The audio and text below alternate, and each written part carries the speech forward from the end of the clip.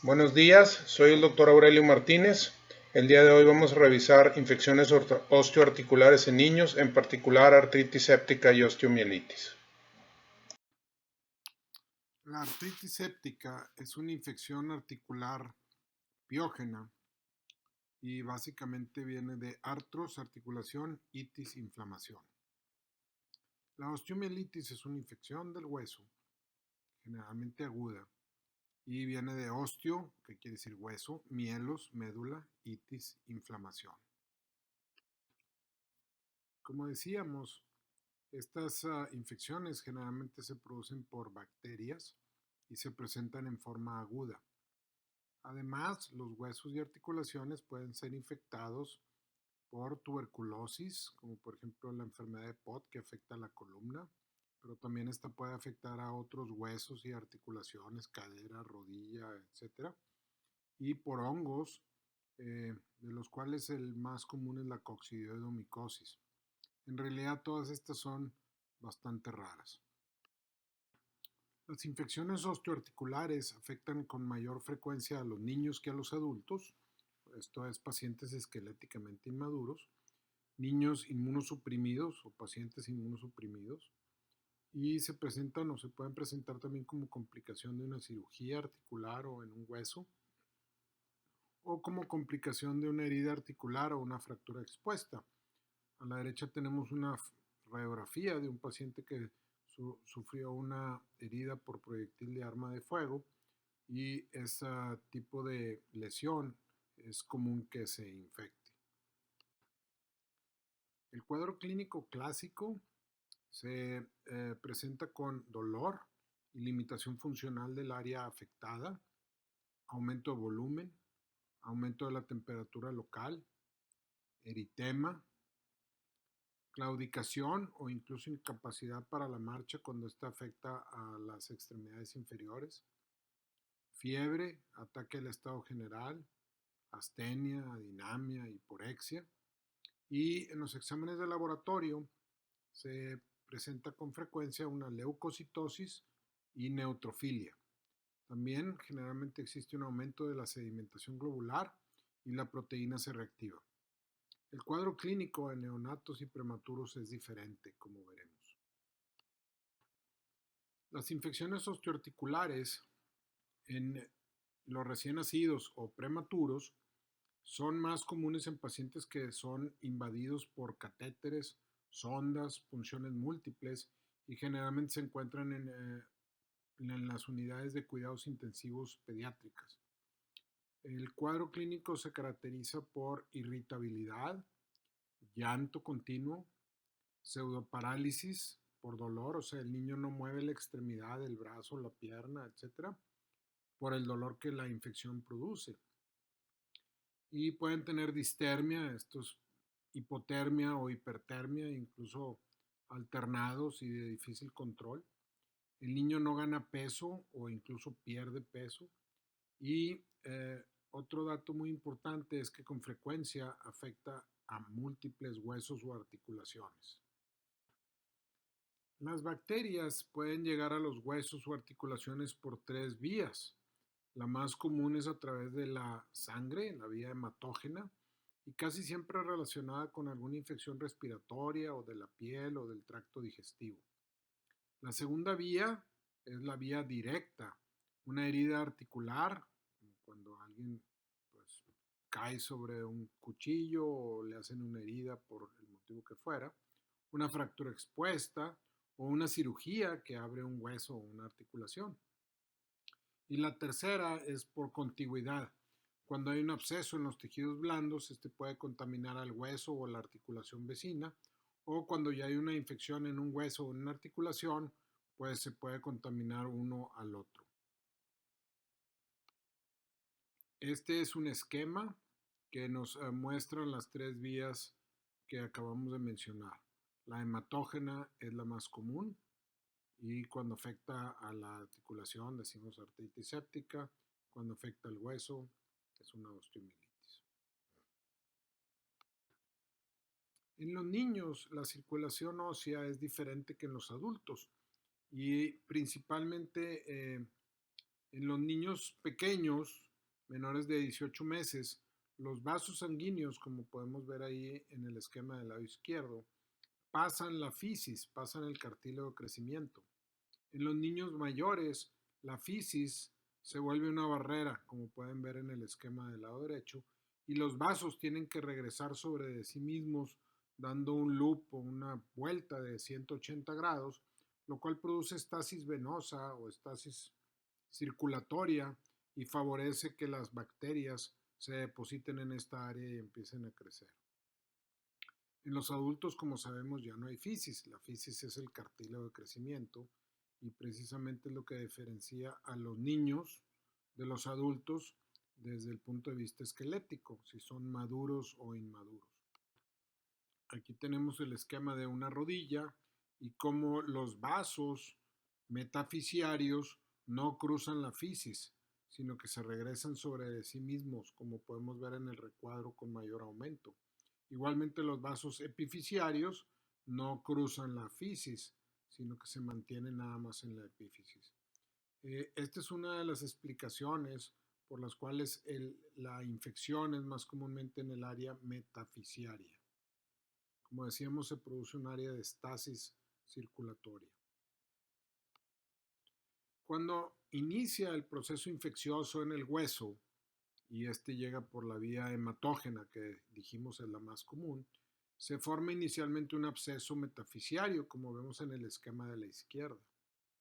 Si este proceso continúa, y vemos en el segundo esquema, como hay una extensión local que generalmente afecta al canal medular, se considera que la cortical del hueso y la fisis son barreras que limitan o detienen la infección. Sin embargo, si esto continúa, si el proceso infeccioso continúa, se puede producir una perforación de la cortical y un absceso subperióstico, como vemos en el tercer esquema. Generalmente esto eleva el periósteo y produce que no le llegue sangre a ese hueso cortical y se muera el hueso. Además, se produce también una reacción perióstica que ahorita vamos a comentar.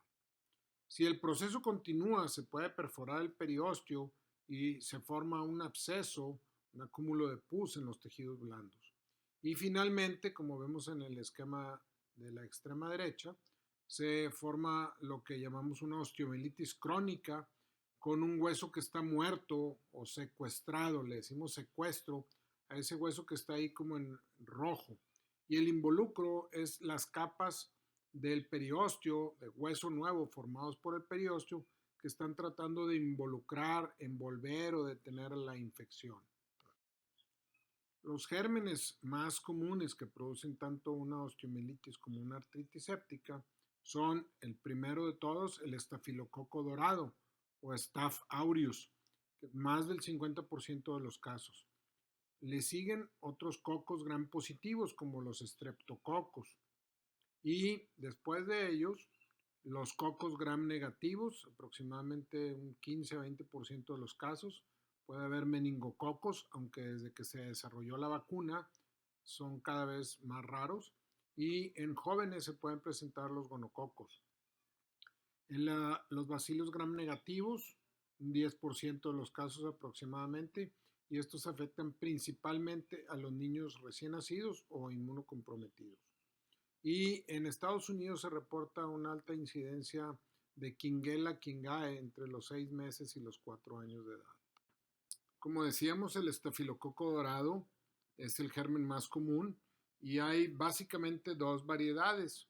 Uno que le llamamos sensible a meticilina, y este generalmente lo vemos cuando viene la infección o el paciente de la comunidad. Y generalmente estos son pues cada vez más raros, desafortunadamente. Y los resistentes a meticilina, que estos son gérmenes que generalmente son hospitalarios, aunque cada vez los vemos más en la comunidad. Y estos estafilococos resistentes a meticilina generalmente producen un cuadro clínico más severo, con más fiebre, leucocitosis, anemia, elevación severa de la proteína C reactiva, y el tratamiento generalmente es más prolongado.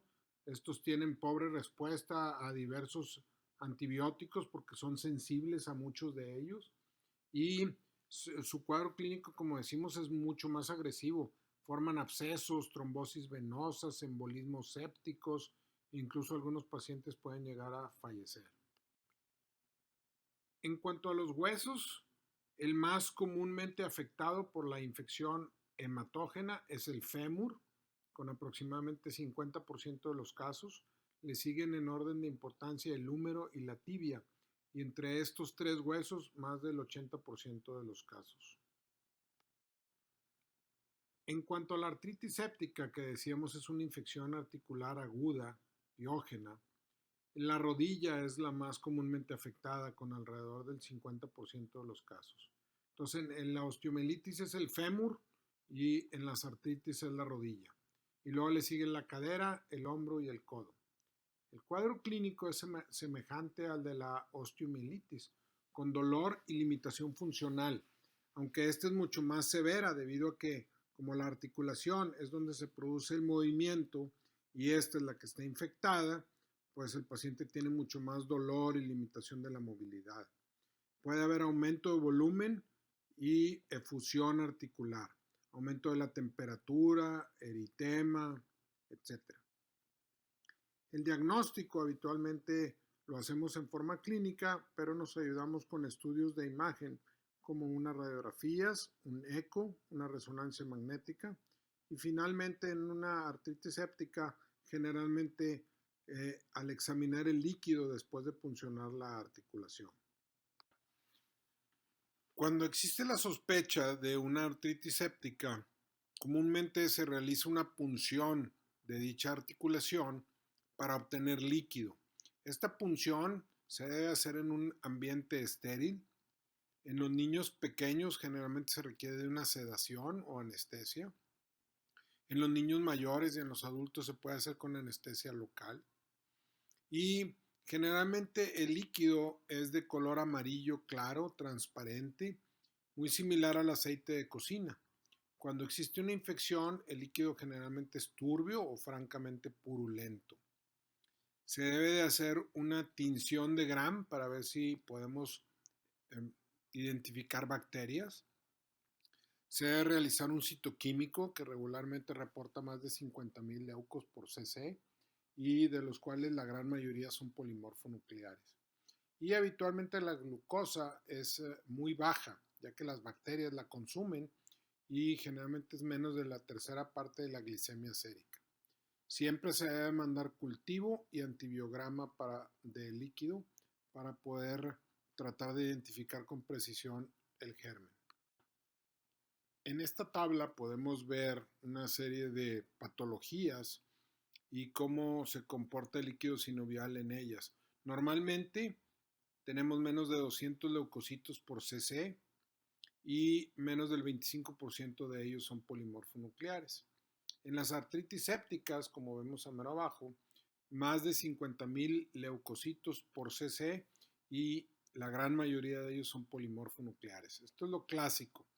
En medio hay una serie de situaciones como una efusión traumática, alguien se cae, se pega en la rodilla, se le inflama la rodilla. Cuando la gente dice que se le derramó el líquido, es que se produce más líquido del normal, no es como que el líquido se sale de su lugar. Acuérdense que el líquido sinovial es como el aceite en los motores de los carros, por ejemplo. Sirve para lubricar, para disminuir la fricción, para nutrir a las células del cartílago, porque estos no tienen vasos, y esto ayuda al mejor funcionamiento de las articulaciones sinoviales.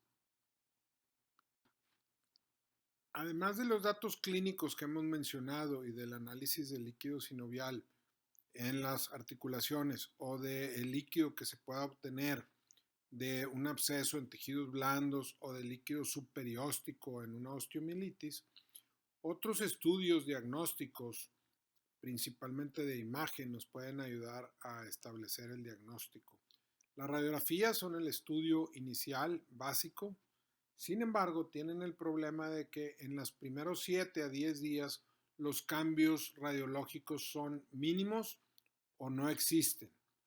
Los datos iniciales son edema de los tejidos blandos, una pérdida de los tabiques musculares y Ya los datos más avanzados o más característicos, clásicos de una osteomielitis es una destrucción de hueso y una reacción perióstica, como veremos en unos ejemplos. En la artritis séptica, inicialmente también la radiografía puede ser normal, pero cuando aumenta la cantidad de líquido articular, el espacio articular se puede ampliar o hacer más ancho, aumentar. Ya cuando la infección ha destruido el cartílago articular, el espacio articular pudiera estar disminuido. El estudio de imagen, que se considera como el estándar de oro o el más apropiado, es la resonancia magnética, ya que nos da una excelente imagen tanto del hueso, la médula ósea, como de los tejidos blandos. También nos indica si hay abscesos en los tejidos blandos, qué tanto líquido articular hay, si la sinovial está engrosada, si hay alguna otra pues afección cercana, tejidos blandos, como decíamos, hueso, articulación, se ve muy bien. Sin embargo, la resonancia tiene el inconveniente de que su costo es elevado, no existen resonancias en todos los hospitales y debido a que su tiempo de adquisición de las imágenes es prolongado, más de 20, 30 minutos, en niños pequeños se requiere de sedación para que no se muevan durante el estudio. En cuanto a los exámenes de sangre, ya habíamos mencionado la biometría hemática, leucocitosis, neutrofilia, etc. Otros dos parámetros que usamos son de mucha utilidad. Es la proteína C reactiva o PCR, la cual generalmente se eleva muy rápidamente en unas cuantas horas en los procesos infecciosos y llega a un pico máximo en 48 horas. Y generalmente después de que se inicia el tratamiento disminuye rápidamente en una semana, 10 días, 2 semanas. La velocidad de sedimentación globular o VSG generalmente se tarda en elevarse varios días y continúa elevándose aún bajo tratamiento médico efectivo, médico y quirúrgico. Y generalmente se tarda en disminuir hasta 3 a 4 semanas. Y es muy importante estos dos parámetros para ver la respuesta al tratamiento. Como decíamos previamente, el diagnóstico definitivo se logra una vez que tenemos pus o una bacteria que podemos cultivar tanto del líquido articular o de algún absceso subperióstico o de los tejidos blandos.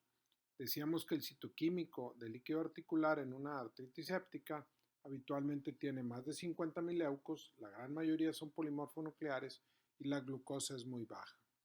Se deben de cultivar estos líquidos y también se puede o debe de realizar un hemocultivo.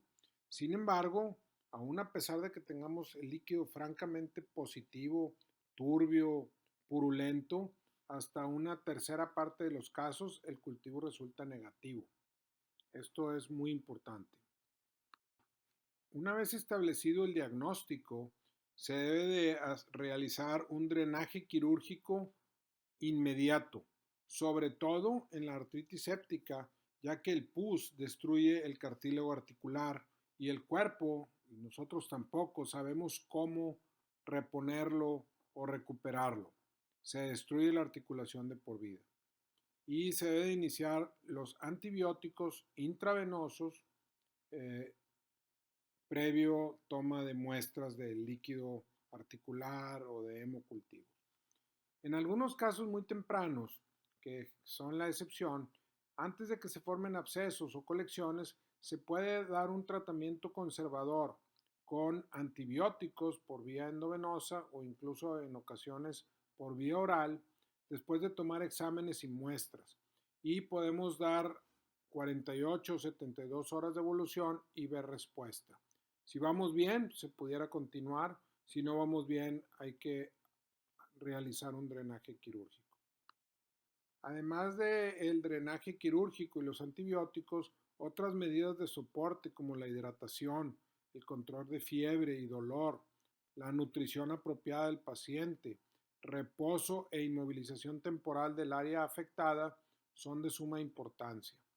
y el tratamiento con antibióticos debe de continuar hasta que el paciente mejore clínicamente y su proteína C reactiva regrese a parámetros normales.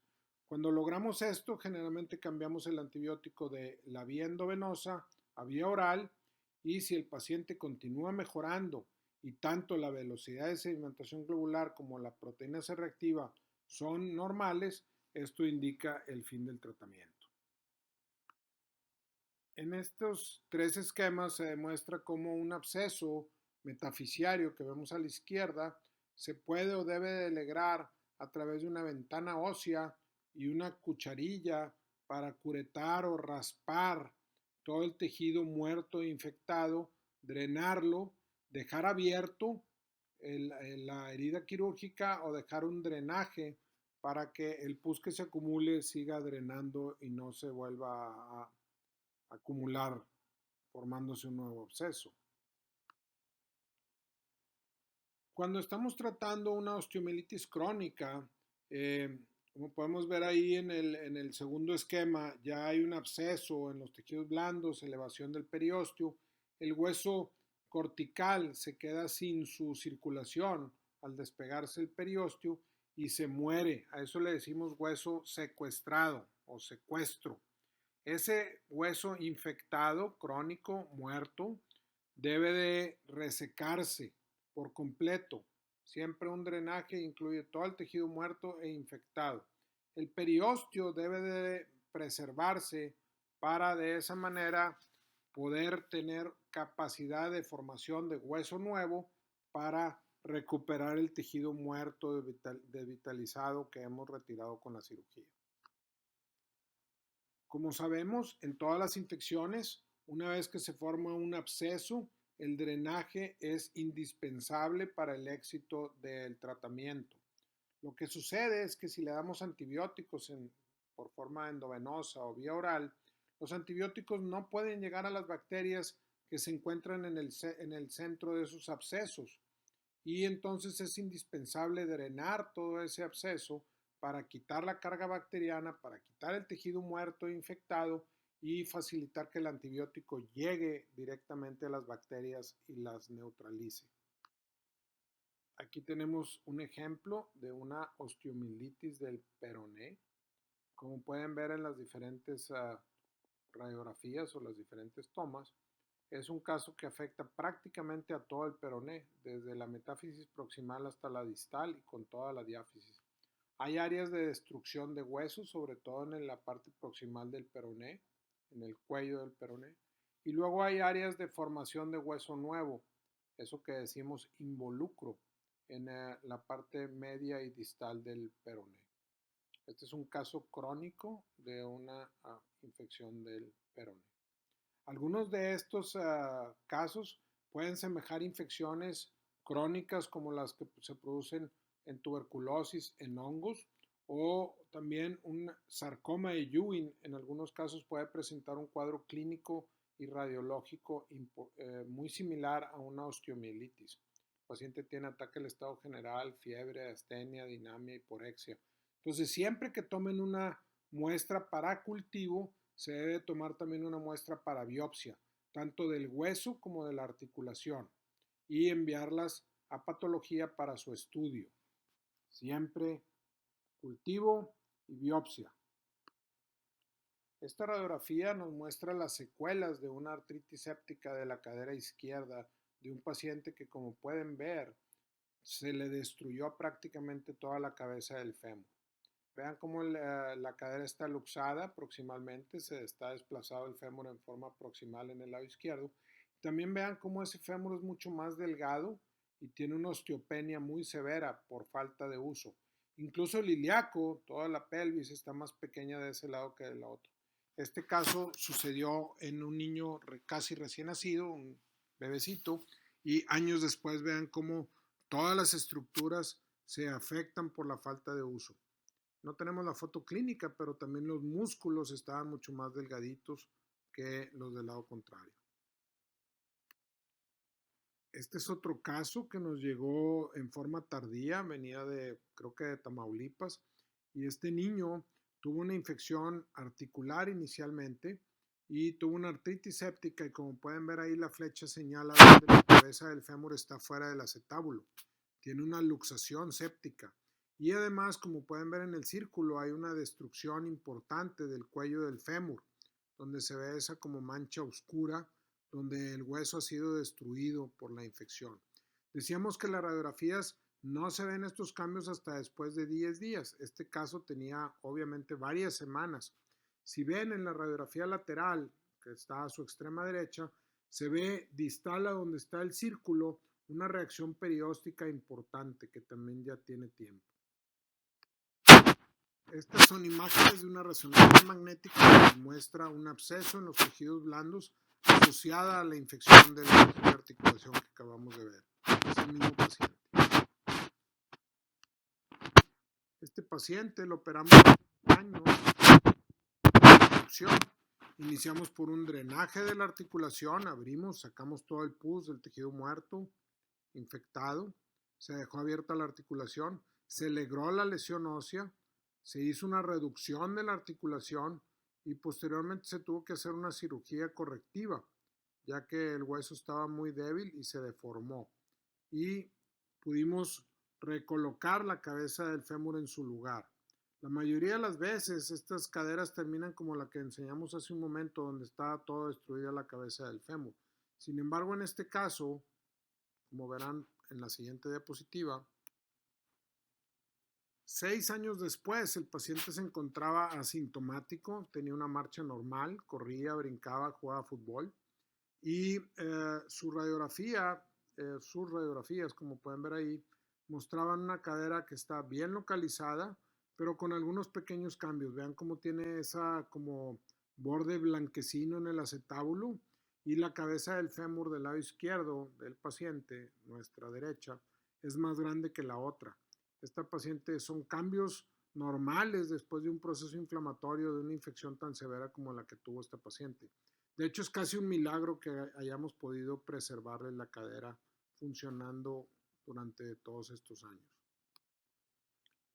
Este es otro caso de un niño, aquí ya es adolescente, pero este niño cuando bebé estuvo en una unidad de cuidados intensivos y tuvo una artritis séptica de ambas caderas, las cuales fueron destruidas prácticamente por completo.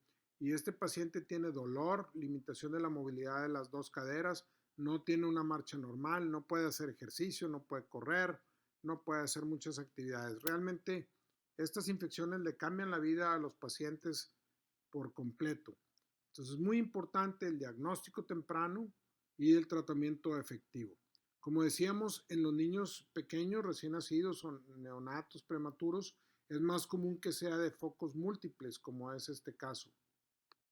De hecho, este es el brazo de ese mismo paciente y vean cómo tiene una destrucción del hombro del lado derecho y del húmero proximal. Tuvo una artritis séptica del hombro, una artritis séptica de ambas caderas y una osteomielitis del húmero proximal y del fémur proximal bilateral. Entonces tenía cuando menos esas 3 articulaciones y 3 huesos afectados este bebé, que aquí ya era un muchacho adolescente, pero son las secuelas, cómo quedó destruido esto de por vida.